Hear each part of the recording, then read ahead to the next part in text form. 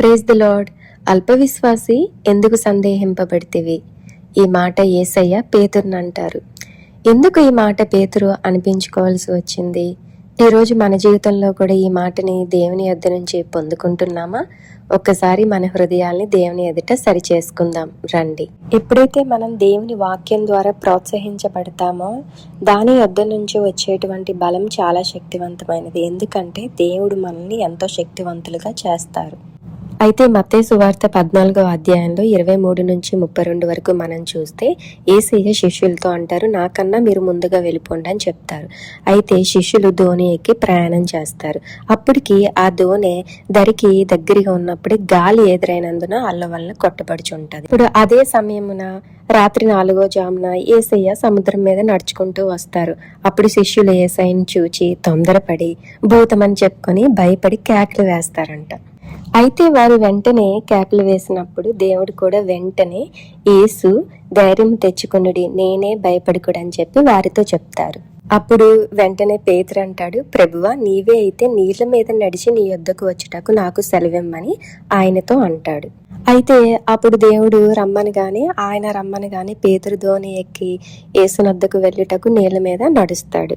అయితే ఇక్కడ పేతురు నమ్మాడు. ఎందుకు నమ్మాడు కాబట్టి దోణి దిగి యేసునొద్దకు వెళ్ళటానికి నీళ్ళ మీద నడుస్తాడు. కానీ గాలిని చూచి భయపడి మునిగిపోతాడు.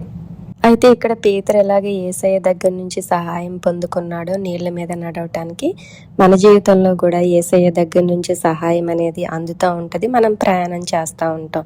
అయితే ఇక్కడ పేతురుకు కూడా గాలి రావటం వల్ల అతను భయపడి మునిగిపోతాడు. అలాగే మన జీవితంలో కూడా గాలి వంటి సమస్య అంటే కొన్ని శోధనలు సాతాను పెట్టేటువంటి ఏదైనటువంటి ఒక సమస్య వచ్చినప్పుడు మనం కూడా భయపడిపోయి మునిగిపోయే వారిగా అవుతున్నాము.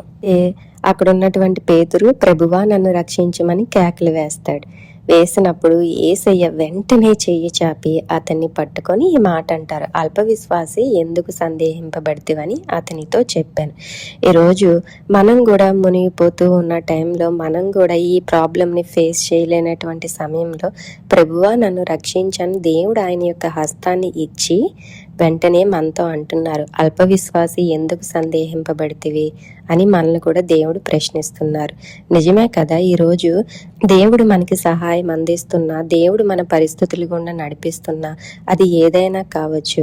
అది మీ ఇంట్లో సమస్య కావచ్చు, మీ ఉద్యోగ సమస్య కావచ్చు, మీ ఆర్థిక సమస్య కావచ్చు, ఇంకా ఏ విషయాల్లోనైనా భార్యాభర్తల మధ్య గొడవలు కావచ్చు, పిల్లల మధ్యన ఉన్నటువంటి చదువుల విషయంలో కావచ్చు, కోర్టు సంబంధాలు, ఏది ఏమైనా సరే ప్రభువు సహాయం మీకు ఆల్రెడీ అందింది.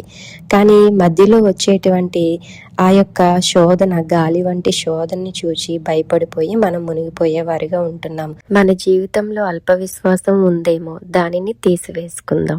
కాబట్టి పేతురు ఏ విధంగా దేవుని యొక్క సహాయం తీసుకొని నీళ్ళ మీద నడవగలిగాడో మనము కూడా దేవుని యొక్క సహాయము అలాగే ఆయన వాగ్దానాన్ని స్వతంత్రించుకొని మన యొక్క సమస్య గుండగా నడిచేవారిగా జయించేవారిగా ఉందాము.